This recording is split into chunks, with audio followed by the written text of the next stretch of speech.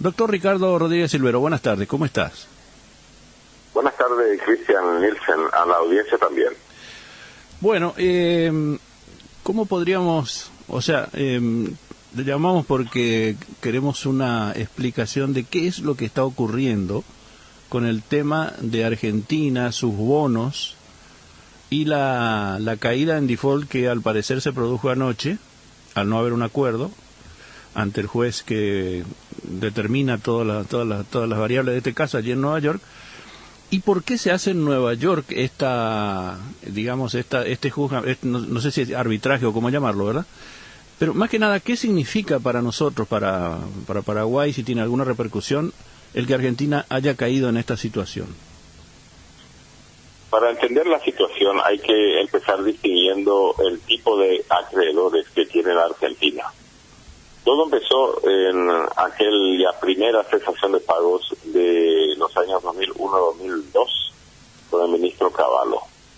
En aquella época quedaron dañados miles y miles de acreedores que tenían en sus manos bonos del Tesoro argentino.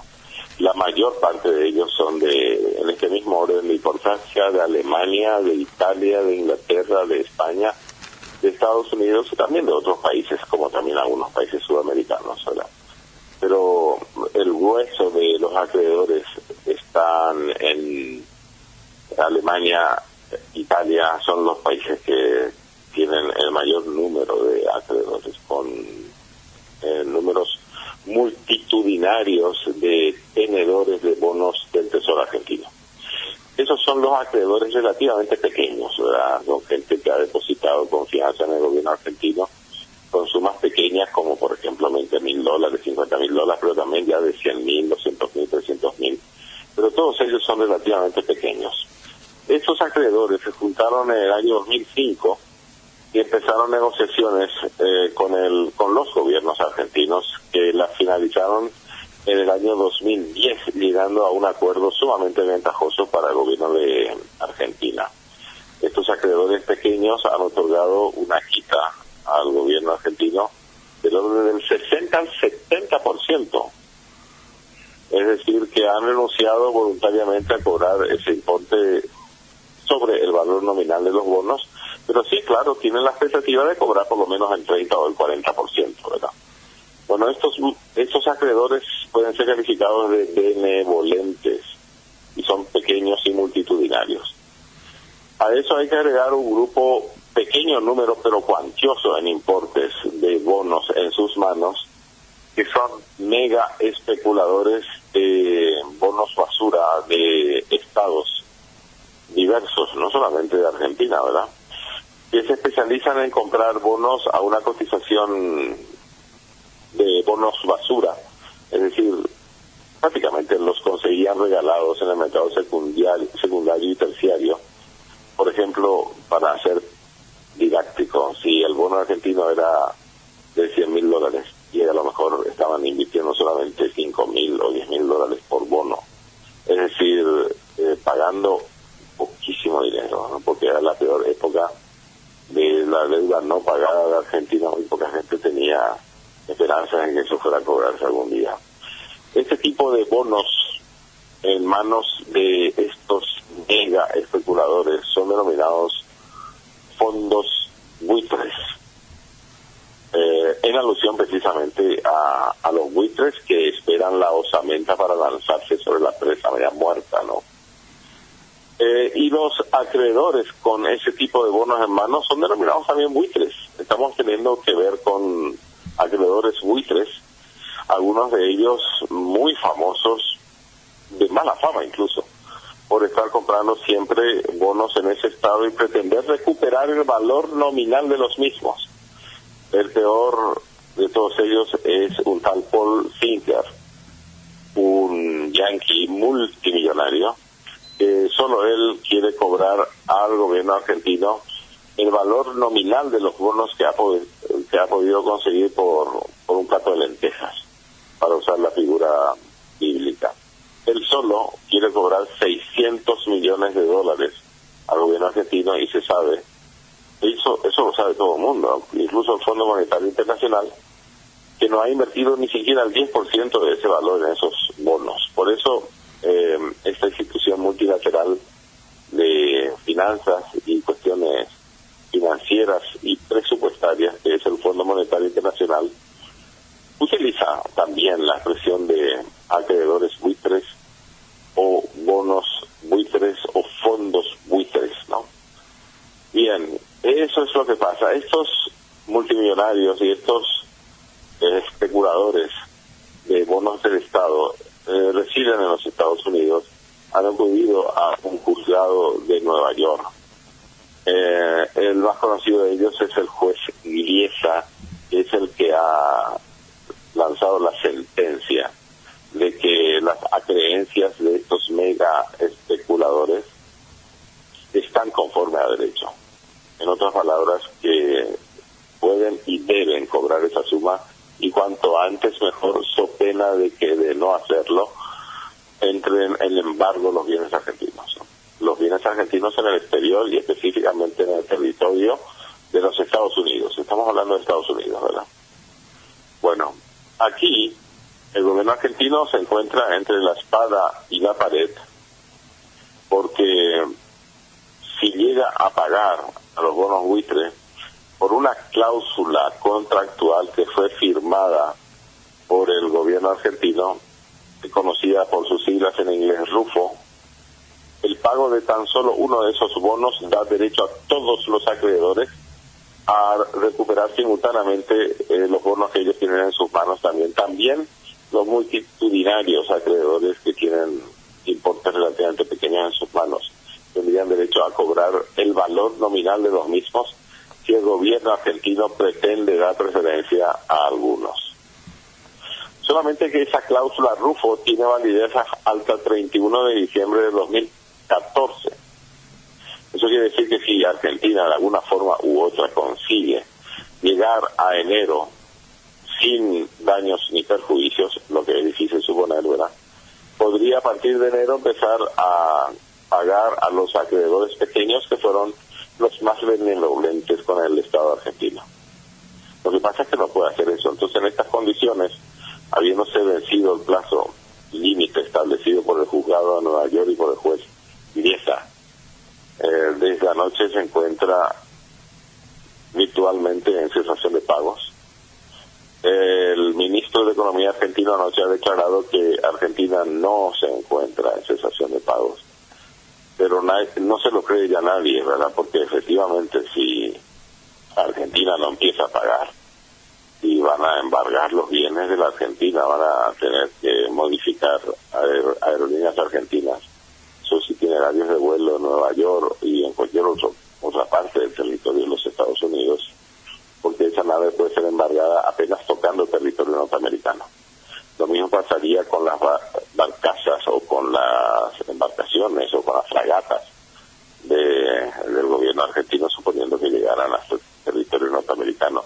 Y ni qué decir los depósitos al contado o en efectivo, en ahorros a la vista o cuenta corriente o a plazos que tenga el gobierno argentino en el territorio de los Estados Unidos, que ya sabemos que son 50 estados. No tiene que ser solamente en Nueva York, puede ser también en Hawái o en Alaska, ¿no? En otras palabras, está re mal la situación argentina, pero también se puede sacar algún provecho de esta situación crítica en la que se encuentra Argentina.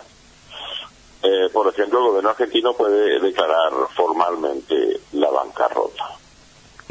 O sea, el Estado argentino se declara en quiebra. Eso que suena como una palabrota, una bofetada histórica a toda la historia argentina en el cumplimiento de sus compromisos financieros internacionales, significaría que no pagarían nada a nadie hasta que llegue el mes de enero del 2015. Entonces puede darse el gusto el gobierno de Cristina Kirchner de empezar a atender sus compromisos con los tenedores benevolentes de bonos argentinos, respetando esa quita que han conseguido el gobierno argentino, es decir, pagando solamente el 30 o 40% de valor nominal de esos bonos, y eso sí que el gobierno argentino puede cumplir con todos esos multimillonarios bonos pequeños, pero de a poco. Tampoco creo que lo pueda hacer de golpe y porrazo en un solo mes, ¿verdad? Bien, esa es una cuestión. cualquiera sea la decisión que tome el gobierno argentino, de cualquier manera los hechos son abrumadores y ya no va a valer el discurso oficial de un ministro ni de Cristina de Kirchner para decir que no está en cesación de pagos. En los hechos está ya en cesación de pagos. De ahí la gravedad de la situación. La situación es grave porque la Argentina entonces perdería el contacto y la participación en los mercados mundiales que tienen su sede en los Estados Unidos. Es decir, todo lo que sea operaciones bursátiles, crediticias, transferencias, etcétera, vía Estados Unidos, estarán vedados. Pero aún no se han roto las relaciones con los acreedores europeos, y bien puede ser que los acreedores europeos permanezcan en silencio y no hagan absolutamente nada. Es decir, que no se adhieran a la sentencia del juez Iriesta en Nueva York. Es decir, que Argentina pueda seguir manteniendo el diálogo con los acreedores de Europa con el consuelo de que a partir de enero va a empezar a poder seguir pagando, digamos, ¿no? Bien, esa es una estrategia que en este momento podría poner en práctica el gobierno argentino, sabiendo ya que entonces pierde los canales de los Estados Unidos para todo lo que sea transacciones financieras internacionales, ¿verdad? Pero no está dicha la última palabra con Europa. Ahora, sería grave que los acreedores europeos también, con este susto que se dan con Griesa, decidan hacer lo mismo en el continente europeo con la expectativa de poder embargar bienes argentinos a la fuerza. Lo que pasa es que todos son técnicos y también especuladores, y estos especuladores están acostumbrados a sacar provecho más revuelto también. Todos ellos saben que Argentina, si se declara en quiebra de Estado, no podrá atender en un 100% los valores nominales de los bonos. Es decir, todos van a tener que conceder alguna quita y van a tener que seguir esperando para poder cobrar lo poco que vayan a cobrar. Pero una cosa es esa y otra cosa es no pagar nada absolutamente a nadie en el futuro, tampoco desde enero del 2015. Ojalá que Argentina no llegue a ese extremo, porque eso le cerraría las puertas también a los países europeos y probablemente también a los BRICS, esa nueva unión de mega países emergentes compuesta por Brasil, Rusia, India, China y Sudáfrica. Porque Argentina fue invitada hace apenas unas semanas en el seno de esta nueva organización mundial, y desde luego sería muy pronto que ahora el gobierno argentino decida también con ellos tomar distancia. Al contrario, lo que a mi criterio debería hacer el gobierno argentino es declararse en quiebra, no pagar nada hasta enero, desde enero empezar a pagar a los acreedores pequeños, mantener los buenos lazos con Europa. Eso le va a posicionar muy fuertemente también entre los BRICS, y bien puede ser que con el recurso a Europa y a los mercados grandes de los BRICS, la Argentina pueda seguir teniendo movimiento internacional en materia financiera. Es decir, todo depende de las decisiones que tome Argentina en este momento. Pero lo que está clarísimo es que las repercusiones en Argentina van a ser hiperinflación, aumento de desempleo, luchas callejeras, enfrentamientos entre sindicatos y gobierno, hiperdevaluación del peso argentino, huida de capitales. Y dentro de ese contexto, que ya se nota que es grave, pero tampoco es catastrófico, es decir, no es un tsunami que inunde el territorio argentino, ni es un terremoto que haga desaparecer el mapa la Argentina. Es simplemente una situación grave, habrá que convivir con ella. Siento mucho la situación de los trabajadores argentinos y todos aquellos que han confiado en nuevos depósitos en el gobierno. Todo va a estar puesto en tela de juicio, y dentro de ese mare magnum, la posición de Paraguay como país pequeño es la siguiente. Paraguay, a pesar de su pequeñez, está cada vez más fuerte. Es un pequeño fuerte.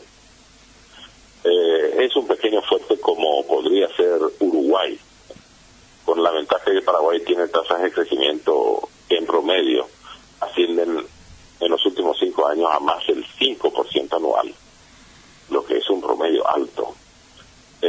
Tiene su casa presupuestaria en mejor orden que Uruguay.